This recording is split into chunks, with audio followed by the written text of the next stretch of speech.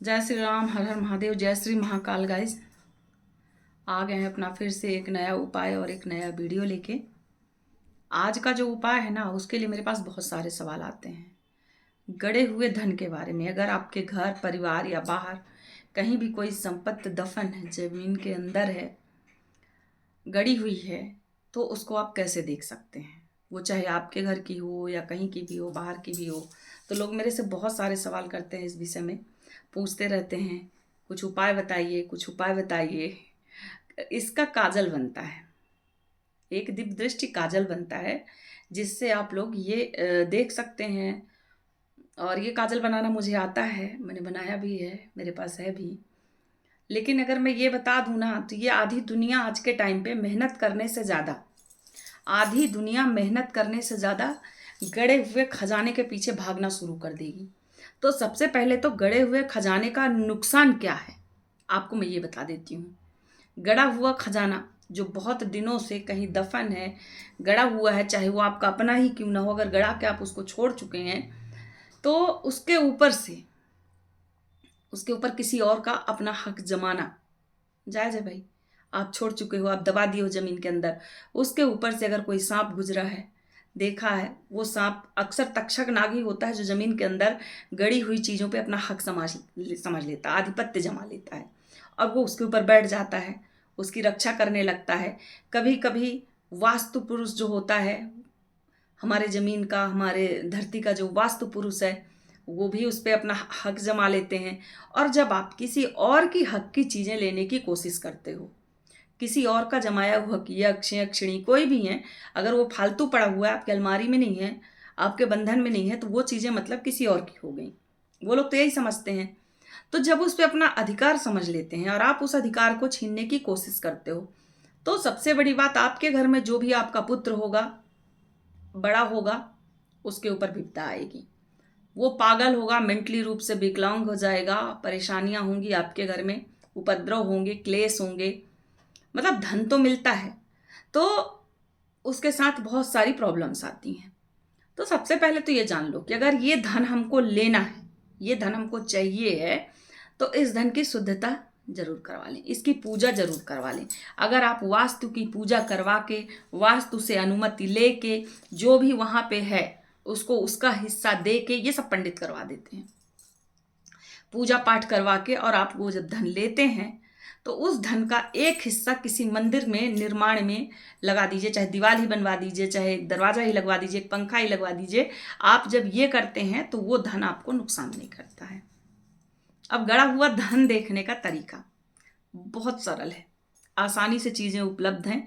बस मैं बताना नहीं चाहती थी अभी तक, लेकिन अब बहुत सारा हो गया।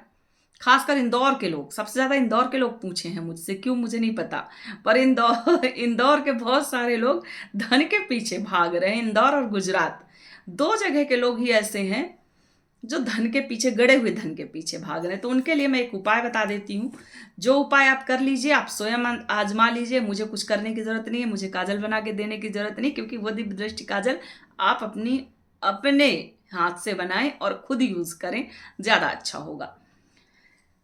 कमल का जो सूत होता है, कमल का सूत देखे होंगे आप लोग, उसकी बत्ती बनाइए, और एरंड जो आता है उसका तेल, एरंड के तेल में कमल के सूत की बत्ती को बनाकर दिया बनाइए, और बढ़िया भिगा कर, और फिर उस बत्ती को पहले जो एरंड का पत्ता होता है ना, उसका अर्क निकाल लें। कमल के सूत की बत्ती बनाएं, एरंड के पत्तों का अर्क निकालें, उस बत्ती को उसमें खूब भिगा लें, भिगा के फिर उसको सुखा लें। सुखाने के बाद अंकोल का तेल आता है, अंकोल के तेल में उस दिए को जलाएं। और वो दिया कब जलाएं, उसके लिए भी एक नक्षत्र चाहिए। शुभ नक्षत्र जब पड़ता है, और खासकर ऐसा नक्षत्र जिसमें ये चीजें आसानी से सिद्ध हो जाएं, तो वो नक्षत्र कौन सा है पता है? वो नक्षत्र है पुख्य नक्षत्र। जिस दिन पड़ेगा, पुख्य नक्षत्र के दिन त्रयोदशी हो, पुख्य नक्षत्र हो, साथ में त्रयोदशी हो, उस दिन रात को इसको जला करके आप इसका काजल बना लीजिए। काजल पार के और आप अपने आंख में आंजिए, खासकर अमावस्या के दिन, पूर्णिमा के दिन, ऐसे दिन 2 दिन ये बना लीजिए कि आप अपने आँख में जैसे ही आंजेंगे तो आपको ज़मीन के अंदर दबी हुई वस्तु या चोरी गई हुई वस्तु दिखनी शुरू हो जाएगी कि वो कहाँ पे है, और आपको पता चल जाएगा कि हाँ, ये वस्तु हमारी जो चोरी गई थी वो कहाँ है, या ज़मीन में जो वस्तु दबी हुई है वो कहाँ है। ये सारी चीज़ें पता लगाने के लिए यही एक तंत्र काम में आता है, और ये तंत्र बहुत ही लाभकारी है। कभी कोशिश करके देखो, बना के देखो अपने से। काजल तो बहुत तरह के बनते हैं, सुरमा बनता है, वशीकरण काजल बनता है, सम्मोहन काजल बनता है, जमीन के अंदर गड़ी हुई वस्तुओं के लिए काजल बनता है, प्लस भूत प्रेत जिनको दिखाई नहीं देते हैं और उनको है कि हमको देखना है, उनके लिए भी काजल बनता है। और ये काजल मैं बनाती हूँ, लेकिन देती नहीं हूँ किसी को।